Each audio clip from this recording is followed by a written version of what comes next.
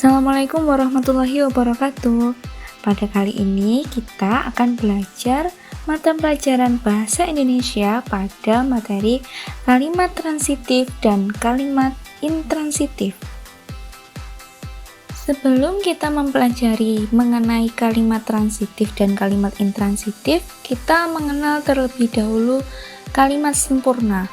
Apa itu kalimat sempurna?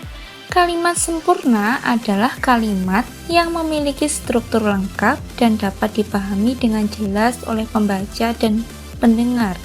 Kalimat sempurna terdiri dari unsur-unsur utama, subjek, predikat, dan objek atau pelengkap serta terdapat keterangan. Contoh kalimat sempurna yaitu kalimat yang terdapat unsur subjek, predikat, objek, dan keterangan. Contohnya seperti ini. Jadi, pada kalimat ini perhatikan. GG membaca buku di perpustakaan. Yaitu GG menempati kalimat subjek. Subjek yaitu pelaku yang melakukan suatu pekerjaan dalam kalimat. Pelaku contohnya bisa benda, orang, hewan, tumbuhan, dan sebagainya. Jadi di sini yang sebagai subjeknya yaitu GG. Kemudian predikat itu pekerjaan yang dilakukan oleh pelaku. Contohnya bisa membaca, bermain, menulis, makan, dan sebagainya. Pada kalimat ini membaca menempati predikat. Selanjutnya ada objek. Objek yaitu kata yang dikenai pekerjaan yang dilakukan pelaku.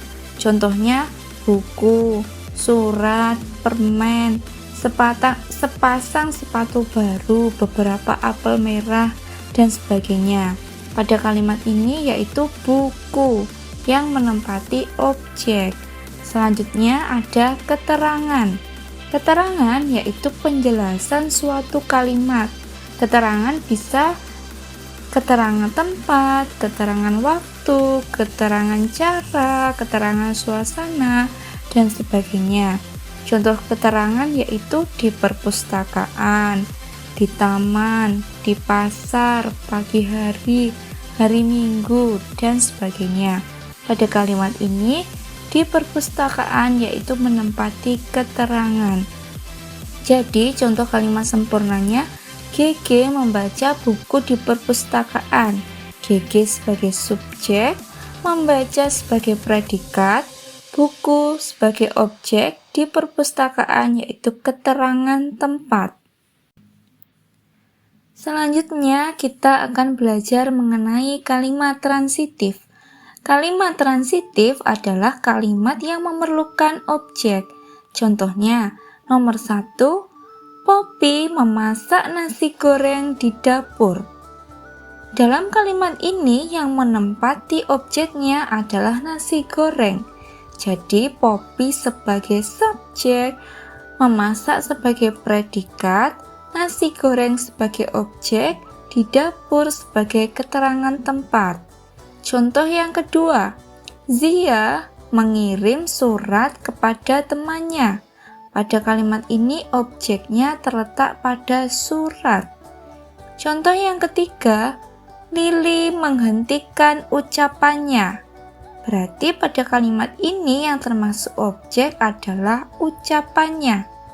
Contoh yang keempat, Lily melihat bayangannya dirinya.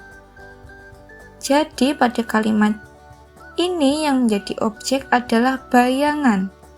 Contoh kelima, guru mengajar bahasa Indonesia kepada siswa.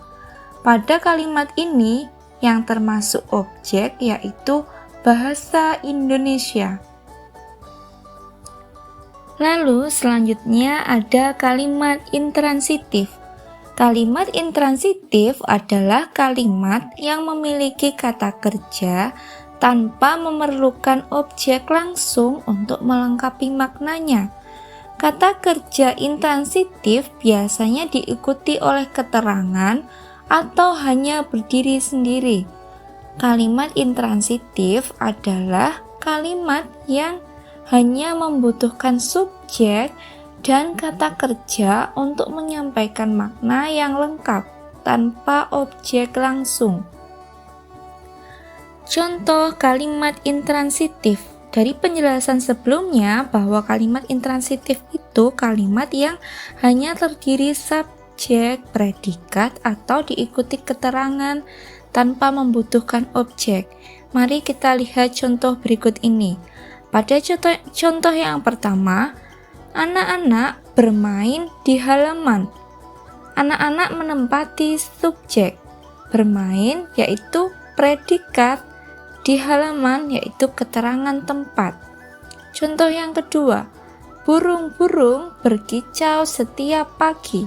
Pada kalimat ini yang menempati predikatnya yaitu berkicau.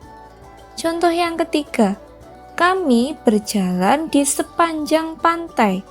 Pada kalimat ini predikatnya yaitu berjalan. Contoh yang keempat, Lili bertanya dengan kesal. Pada kalimat ini yang termasuk predikatnya yaitu bertanya. Contoh yang kelima, Lucy berdiri di depan cermin. Pada kalimat ini yang termasuk predikat yaitu berdiri.